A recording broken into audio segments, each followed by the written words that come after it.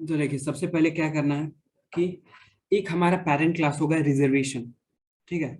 Reservation class actual में हम बनाएंगे ताकि हम उसको आगे एक्सटेंड कर सकें। ठीक है, मेन हमारा मुद्दा यही है मेन क्लास बनाने का, कि हम उसको आगे एक्सटेंड कर सकें। और हमको टोटल 3 क्लासेस बनानी होगी। पहली हमारी क्लास होगी रिजर्वेशन क्लास, दूसरी क्लास है रिजर्वेशन बस नाम की, तीसरी क्लास है रिजर्वेशन ट्रेन नाम की। ठीक है। सबसे पहली क्लास जो होगी हमारी पेरेंट क्लास, उसके अंदर हमको सिर्फ मेथड्स डिफाइन करने हैं। हम उनके अंदर कोई वैल्यूज नहीं देंगे। ठीक है। तो हम मेथड, दो मेथड हमको बताया है डिफाइन करने के लिए। एक होगा रिजर्व नाम का मेथड, एक होगा गेट अवेलेबल सीट्स नाम का मेथड। ठीक है। आगे हम क्या करते हैं, जब हम इस क्लास को इनहेरिट करेंगे मतलब एक्सटेंड करेंगे, ठीक है, तो हमारा उस क्लास का नाम होगा रिजर्व बस। ठीक है। रिजर्व बस नाम के क्लास को हम बनाएंगे और रिजर्वेशन नाम की क्लास को एक्सटेंड करेंगे। उस क्लास के अंदर हमारा क्या क्या होगा, उस क्लास के अंदर होगा हमारा एक कंस्ट्रक्टर जो कि टोटल सीट्स लेगा। ठीक है। उसके अंदर जो वैल्यूज होगी वो होगी टोटल सीट्स की। ठीक है। एक हमारा मेथड होगा जो कि रिजर्व नाम का होगा, जो कि हमारे पेरेंट क्लास से ही इनहेरिट हुआ है। ठीक है। इस रिजर्व नाम के मेथड से हम क्या करेंगे कि हम जो भी कैलकुलेशन है, हम सारा कैलकुलेशन रिजर्व नाम के मेथड में ही करेंगे। ठीक है। कैलकुलेशन हमारा क्या होगा, सबसे पहले हमको, जब हम कोई भी वैल्यू ले रहे हैं, ठीक है, तो हमको पहले ये डिसाइड करना है कि वो कौन सी वैल्यू है। जैसे 1 वैल्यू रहती है पहली वैल्यू, ठीक है, तो वो हमारा टाइप ऑफ रिजर्व बस रहेगी। ठीक है। अगर 2 रहती है तो वो रिजर्व ट्रेन रहेगी। ठीक है। तो हम रिजर्व बस के लिए पहले एक्सप्लेन करते हैं क्या है। सबसे पहली चीज है कि ये है टाइप ऑफ। तो हमने डिसाइड किया कि एक है। ठीक है। तो मतलब कि वो रिजर्व बस क्लास के लिए है। ठीक है। तो फिर क्या है, फिर उसके बाद हमारा ये जो सेकंड वैल्यू है वो है टोटल सीट्स जो कि अवेलेबल है।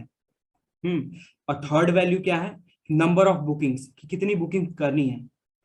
और ये है हमारी बुकिंग्स, जैसे कि सबसे पहला बंदा जो है वो 2 बुकिंग कर रहा है, फिर दूसरा बंदा 3 बुकिंग कर रहा है, फिर चौथा बंदा 7 बुकिंग करना चाहता है।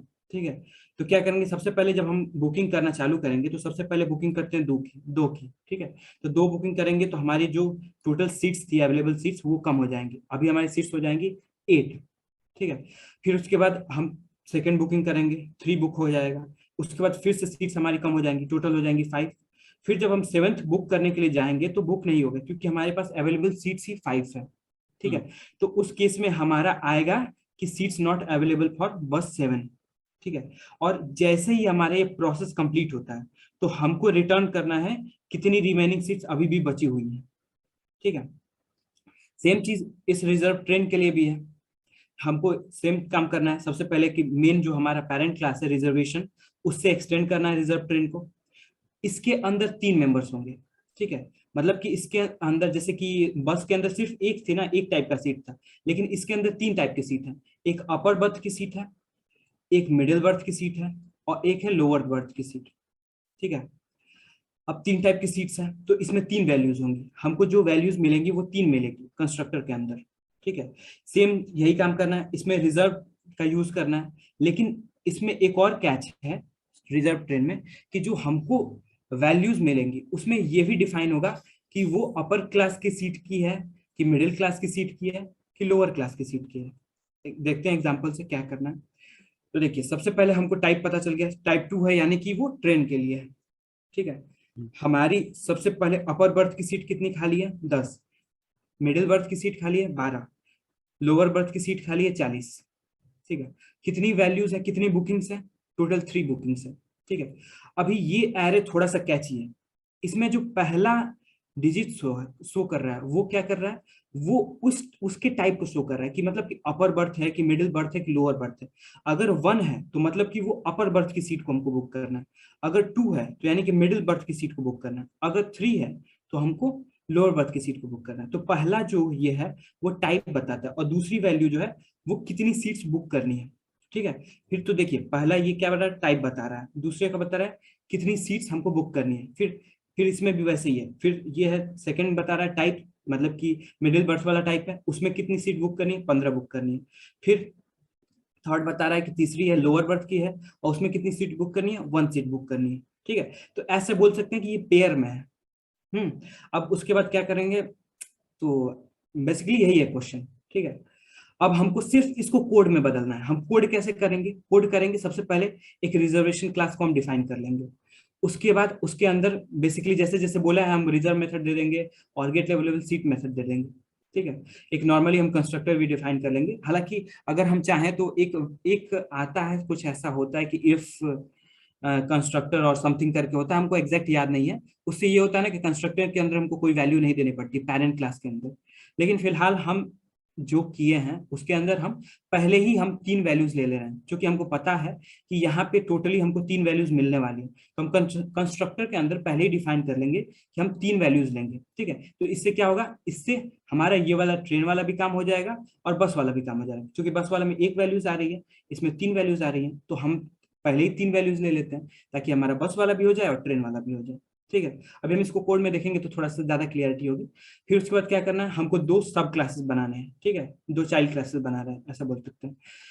एक चाइल्ड क्लास होगा रिजर्व बस, एक चाइल्ड क्लास होगा रिजर्व ट्रेन। उसके अंदर जो जो प्रॉपर्टीज इसने पहले से डिफाइन की हुई है उन प्रॉपर्टीज को हमको इम्प्लीमेंट करना है। ठीक है, तो अभी हम मूव करेंगे कोड के ऊपर और देखेंगे कि क्या करना है। तो देखिए, चलते हैं कोड के ऊपर।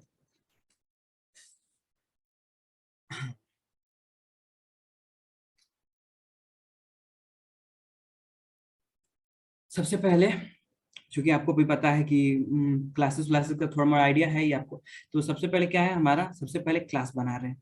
ठीक है, ये हमारा पेरेंट क्लास। पेरेंट क्लास में रिजर्वेशन नाम का पेरेंट क्लास है, उसके अंदर एक कंस्ट्रक्टर डिफाइन किया है। एक कंस्ट्रक्टर डिफाइन किया, इसके अंदर कितनी वैल्यूज हैं? टोटल 3 वैल्यूज हैं। ठीक है, और उन 3 वैल्यूज को हम इनिशियलाइज कर ले रहे हैं। ठीक है, बेसिकली दिस कीवर्ड का हम यूज करते हैं ताकि जो वो वैल्यूज हैं, जो भी हमारा ऐसा कीज भी बोल सकते हैं जनरली, कि हमारा जो भी है वो इनिशियलाइज हो जाए जाके, ताकि जब हम कंस्ट्रक्टर से दें तो वो इसके द्वारा लिसन करे और यहाँ पे आए और हम उन वैल्यूज का यूज करें सिंपली। फिर उसके बाद हमारा क्या है, रिजर्व नाम का मेथड है और गेट अवेलेबल सीट्स नाम का मेथड है। सिंपली इसके अंदर कोई वैल्यूज हमको इम्प्लीमेंट करने के बोला नहीं है क्वेश्चन में, तो हम कुछ नहीं करेंगे। अब क्या करेंगे, ये हमारा पेरेंट क्लास डिफाइन हो चुका है। ठीक है, अब इन क्लासेस का ही हम यूज करेंगे आगे एक्सटेंड करने के लिए। आगे इन क्लासेस का यूज करेंगे हम अपने जो भी हमारा बता क्वेश्चन सॉल्व करना है उसके लिए। ठीक है, बेसिकली एक्सटेंड का मतलब होता है इनहेरिट, और इनहेरिट का मतलब ये होता है कि हमारा पेरेंट क्लास की जो क्वालिटीज हैं हम उनको यूज करें। ठीक है, और हम अपनी भी क्वालिटीज को उसमें डाल सकते हैं। ठीक है, तो जैसे कि हमारा एक कंस्ट्रक्टर है, हम इस कंस्ट्रक्टर को यूज करेंगे। और उसके बाद हम रिजर्व नाम के मेथड को भी यूज करेंगे, और गेट अवेलेबल सीट नाम के मेथड को यूज करने की कोई जरूरत नहीं है, तो हम नहीं करेंगे। सिंपली हमारा रिजर्व मेथड से हो जाता है। ठीक है, मेथड क्या है, मेथड थोड़ा सा डिफरेंट है। ऐसा समझ सकते हैं कि मेथड एक फंक्शन की ही तरह काम करता है। ठीक है, और क्लासेस होते हैं, एक बेसिक स्ट्रक्चर प्रोवाइड करते हैं क्लासेस, और उस स्ट्रक्चर का यूज करते हैं हम ऑब्जेक्ट्स के थ्रू। और जो भी हमारा वैल्यूज होता है, जो भी हमारा कैलकुलेशन होता है, हम उसको ऑब्जेक्ट के थ्रू करते हैं। तो अभी हम मूव करते हैं नेक्स्ट। नेक्स्ट क्या है हमारा, रिजर्व बस। ठीक है, रिजर्व बस। ठीक है, तो हम रिजर्व बस को एक्सटेंड कर रहे हैं रिजर्वेशन क्लास से। रिजर्वेशन क्लास से एक्सटेंड कर रहे हैं, इसके अंदर हमको सिर्फ एक वैल्यू देने, क्योंकि जब हम इधर वैल्यू प्रोवाइड करेंगे, नीचे हम देखते हैं यहाँ पे जब हम वैल्यूज प्रोवाइड करते हैं, जब ऑब्जेक्ट बनाते हैं, तो उसके अंदर जो हम बी दे रहे हैं, बी बेसिकली क्या है, बी बेसिकली है नंबर ऑफ अवेलेबल सीट्स। तो एक्चुअली एक ही टाइप की सीट है। ठीक है, तो हमको एक ही कंस्ट्रक्टर के अंदर एक ही वैल्यू की जरूरत पड़ेगी। ठीक है, तो अभी हम क्या कर रहे हैं, सिंपली यहाँ पे हम सिर्फ एक एक वैल्यू ले रहे हैं। ठीक है, कंस्ट्रक्टर के अंदर, और उस वैल्यू को हम सुपर कर रहे हैं, मतलब कि हम जो पेरेंट क्लास है उससे सिंक कर रहे हैं। ठीक है, क्योंकि जो भी इनहेरिट करने वाले क्लासेस होते हैं वो डायरेक्टली अपनी जो वैल्यूज हैं उनको डिक्लेयर नहीं कर सकते। उनको जो पेरेंट क्लास के द्वारा जो भी कंस्ट्रक्टर में जो भी वेरिएबल्स या फिर जो भी वैल्यूज दी, मतलब वेरिएबल्स दी गई हैं, उनको ही यूज करना पड़ता है।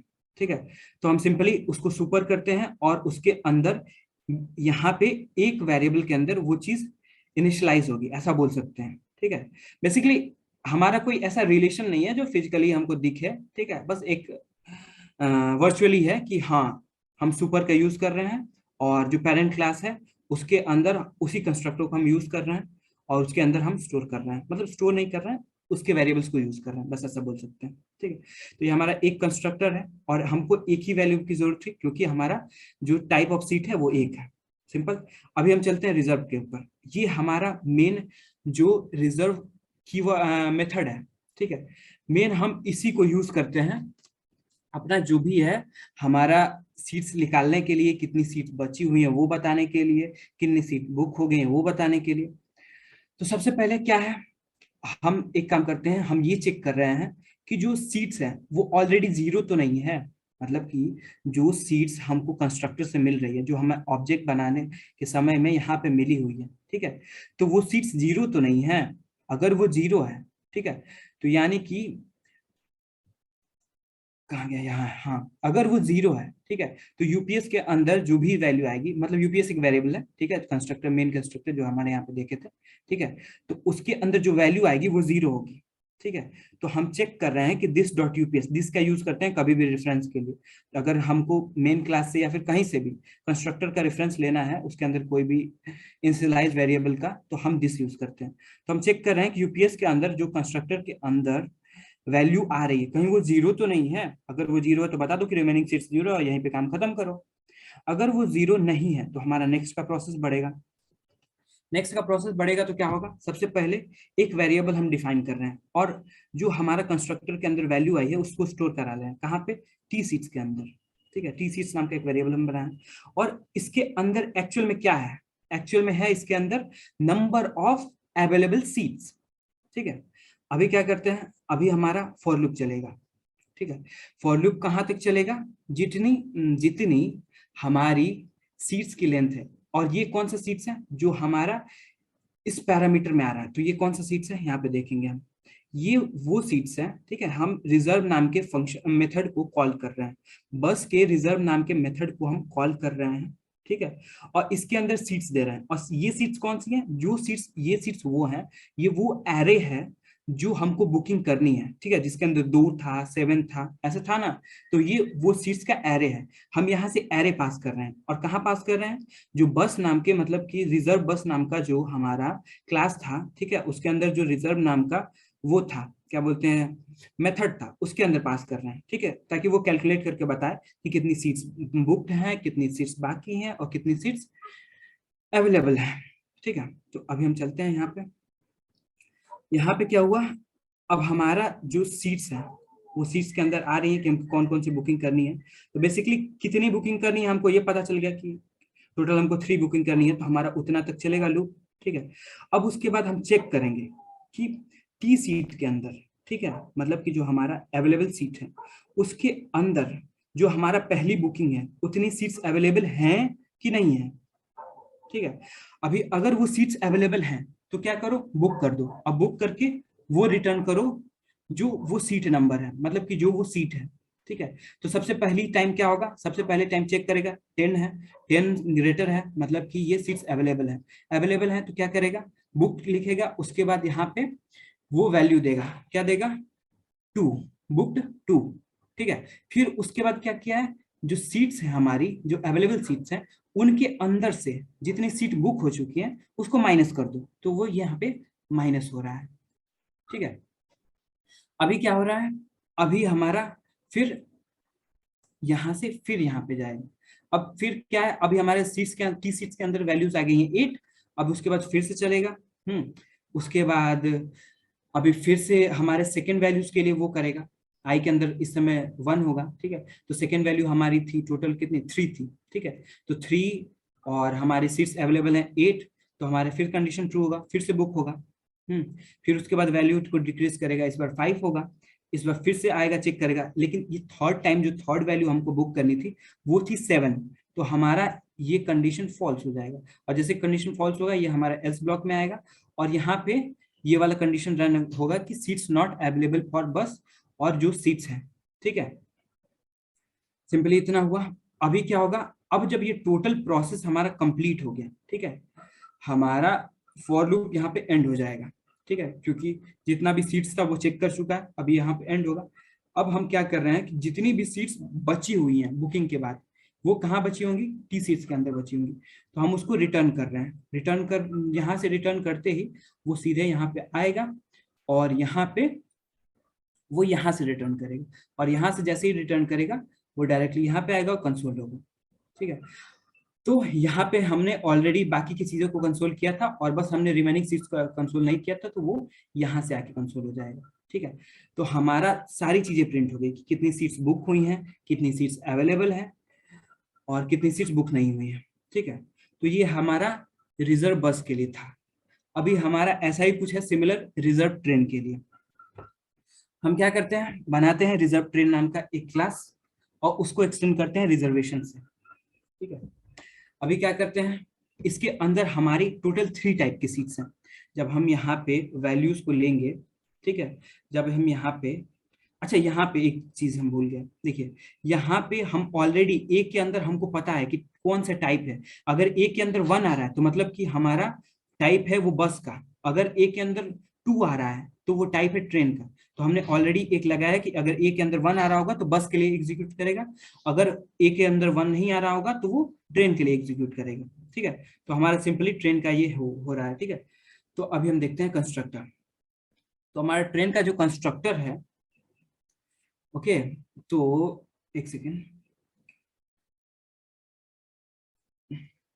तो हमारा जो ट्रेन का कंस्ट्रक्टर है, इसके अंदर 3 वैल्यूज आएंगी। ठीक है, क्योंकि 3 टाइप ऑफ सीट्स हैं ट्रेन के अंदर, तो अवेलेबल सीट्स भी होंगी 3 टाइप की अलग अलग। ठीक है, हमने इनको बेसिकली 3 वेरिएबल्स से वो किया है।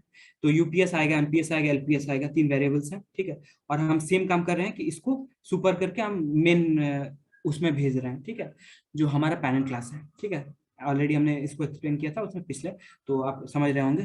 ठीक है, फिर आगे बढ़ते हैं रिजर्व सीट्स। तो हमारा रिजर्व सीट्स ही है जो हमारा आगे का कैलकुलेशन करेगा।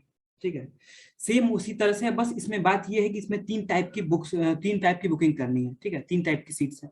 तो सबसे पहले हम क्या करते हैं, एक हर टाइप की सीट्स को वो एक वेरिएबल में स्टोर कर लेते हैं हम अपने उससे लेके। ठीक है, तो यूपीएस का मतलब ये हो गया कि अपर बर्थ वाली सीट्स, एमपीएस का हो गया मिडिल बर्थ वाली सीट्स, और इसका लोअर बर्थ वाली सीट्स। ठीक है, इनके 3 वेरिएबल्स के अंदर तीनों टाइप की सीट्स को मैंने मतलब कि हमने स्टोर कर लिया। ठीक है, अब नेक्स्ट क्या कर रहे हैं, हमारा अब चल रहा है फॉर लूप। ठीक है, अभी फॉर लूप के अंदर क्या होगा, फॉर लूप हमारा चलेगा सीट्स की लेंथ तक। ठीक है, लेकिन इसमें कैच ये है कि हमको पता है कि वो पेयर के अंदर आ रहा है वैल्यू सीट्स की, जो है हमने पहले भी डिस्कस दिखाया था वो क्वेश्चन में, कि जो वैल्यूज आ रही है वो पेयर के अंदर आ रही है। ओके, तो जब वैल्यूज पेयर के अंदर आ रही हैं तो हमको टू टू मूव कराना है। ठीक है, ताकि हम डायरेक्टली कहाँ पे मूव करें, टाइप ऑफ सीट पे मूव करें। ठीक है, तो हम जैसे ही पहली बार आएगा तो पहली बार हमारा वो टाइप ऑफ सीट चेक करेगा और उसके हिसाब से आगे बढ़ेगा। ठीक है, तो हम बस टाइप ऑफ सीट्स पे मूव कर रहे हैं, क्योंकि हमको पता है कि जैसे ही टाइप ऑफ सीट्स की जो इंडेक्स वैल्यू होगी उससे एक वैल्यू अधिक होगी हमारी अवेलेबल सीट्स की, तो हम टाइप ऑफ सीट्स पे मूव कर रहे हैं। तो सबसे पहले हम चेक करेंगे कि जो टाइप ऑफ सीट है वो क्या है, वो हमारा 1 है कि 2 है कि 3 है। 3 के लिए मतलब एल्स है, अगर 1 होगा तो ये यहाँ पे जाएगा, 2 होगा तो यहाँ पे जाएगा, और 3 होगा तो यहाँ पे जाएगा। ठीक है, तो अगर वो 1 है, ठीक है, तो सबसे पहले क्या चेक करेगा, यानी कि अपर बर्थ में हमको बुकिंग करनी है, तो सबसे पहले अपर बर्थ की सीट्स को चेक करेगा कि अवेलेबल सीट्स हैं कि नहीं है।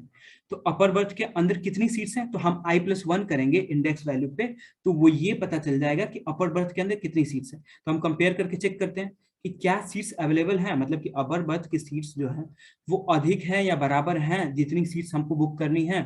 अगर ये कंडीशन ट्रू है तो हमारा क्या होगा, कंडीशन देगा बुक्ड। ओके, और वो सीट्स बुक हो जाएंगी, हमारा मैसेज पॉप करेगा कि वो बुक हो गई। अब क्या करना है, हमको अपर बर्थ से जितनी सीट बुक हो चुकी है उसको माइनस करना है। ओके, अब हम अपर बर्थ के अंदर सीट जितनी सीट्स बुक हुई हैं उसको माइनस करेंगे। उसके बाद क्या करेंगे, उसके बाद अपर बर्थ के अंदर स्टोर करा देंगे। तो अभी ये सीट्स बुक होने के बाद जितनी रिमेनिंग सीट्स हैं वो अपर बर्थ के अंदर आ जाएंगी। ठीक है, अभी क्या होगा, नेक्स्ट टाइम लूप चलेगा, और अगर यहाँ पे ये वाला कंडीशन फॉल्स होता है, यानी कि जितनी सीट्स की बुकिंग करनी है सीट्स उससे ज्यादा, मतलब कि उससे कम है, ठीक है, तो उस कंडीशन में हमारा एल्स वाला ब्लॉक चलेगा और बोलेगा कि seats not available for train, और वो बता देगा कि इसकी बुकिंग नहीं हो पाएगी। ठीक है, सेम चीज हमारा टाइप ऑफ सेकंड के लिए भी हो रहा है। टाइप ऑफ सेकंड के लिए भी हम क्या कर रहे हैं, सबसे पहले चेक कर रहे हैं कि टाइप क्या है। ठीक है, उसके बाद ये चेक कर रहे हैं कि मिडिल बर्थ में वो सीट्स अवेलेबल है कि नहीं है। ठीक है। i+1 करेंगे तो सबसे टाइप्स हमने ऑलरेडी बताया था कि हमारा टाइप पे मूव कर रहा है एरे, i+2 किया है हमने, तो टाइप से एक अधिक हमारा वो सीट्स होंगी जितनी हमको बुक करनी है। तो हम चेक कर लेंगे कि एमपीएस में मिडिल बर्थ में वो सीट्स अवेलेबल है कि नहीं है। ओके, तो अभी हम चेक किया, अगर वो सीट्स अवेलेबल है तो वो क्या करेगा, बुक करेगा और बता देगा कि ये वाली सीट बुक हो चुकी है। और उसके बाद सेम काम करेगा कि मिडिल बर्थ के अंदर से उसको माइनस कर देगा। ठीक है, अभी क्या करेगा, अभी फिर अगर मतलब कि जो भी है हमारी रिमेनिंग सीट्स एमपीएस के अंदर आ जाएंगी। अगर हमारा एमपीएस के अंदर मतलब कि मिडिल बर्थ के अंदर उतनी सीट्स अवेलेबल नहीं है जितनी बुक करनी है, तो सेम चीज करेगा कि हमारा seats not available for train बोलेगा और हमारा बता देगा कि ये वाली सीट बुक नहीं हुई है। ठीक है, थर्ड टाइम क्या करेगा, थर्ड टाइम हमारा वही काम है। अब ये है कि ये थर्ड टाइप के लिए है, तीसरी टाइप के लिए है। ठीक है, यानी कि अगर दो टाइप्स नहीं है, अपर बर्थ मिडिल बर्थ नहीं है, तो ये लोअर बर्थ के लिए सेम काम करेगा। सबसे पहले चेक करेगा कि लोअर बर्थ की जो सीट्स हैं वो अवेलेबल हैं, मतलब कि जितनी सीट्स की रिक्वायरमेंट है उतनी है कि नहीं है। ठीक है, एलपीएस के अंदर हमारा होगा कि कितनी सीट्स हमारे पास हैं और ये हमारे सीट्स कितनी बुक करनी है वो सीट्स के अंदर है। ठीक है, i+1। ठीक है, तो हमारा अगर सीट्स अवेलेबल होंगी तो बुक होगा, अगर नहीं होंगी तो मतलब कि अगर सीट्स अवेलेबल हैं तो यहाँ पे ये कंडीशन ट्रू होगी, कंडीशन ट्रू होगी तो वो सीट्स बुक होंगी। ठीक है, एलपीएस के अंदर जितनी सीट्स बुक हुई हैं उतनी माइनस होंगी। ठीक है, उसके बाद हमारा स्टोर हो जाएगा जितनी रिमेनिंग सीट्स रहेंगी। अगर हमारा उतनी सीट्स अवेलेबल नहीं है, हमारा एल्स वाला ब्लॉक चलेगा और बता देगा कि हमारी सीट्स इस ट्रेन की बुकिंग नहीं हो पाई है और वो जो सीट्स हैं वो रिटर्न कर देगा। ठीक है, जो भी है प्रिंट कर देगा। आखिरी में जैसे ही हमारा लूप कंप्लीट होता है, हमारी सीट्स की बुकिंग कंप्लीट होती है। ठीक है, तो आखिरी में क्या करेगा, अपर बर्थ मिडिल बर्थ और लोअर बर्थ तीनों की सीट्स को ऐड करेगा और बता देगा कि हमारे इतनी सीट्स रिमेनिंग है। ठीक है, और बेसिकली हमने यहाँ पे कॉलिंग हमने ऑलरेडी डिस्कस किया था, मतलब कैसे कॉलिंग हो रहा है आप समझ रहे होंगे।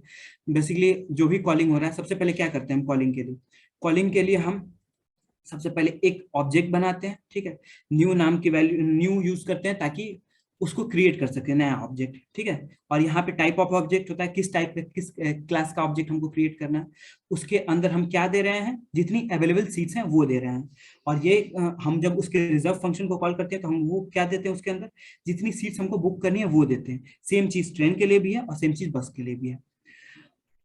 आई होप कि आपको समझ में आया होगा।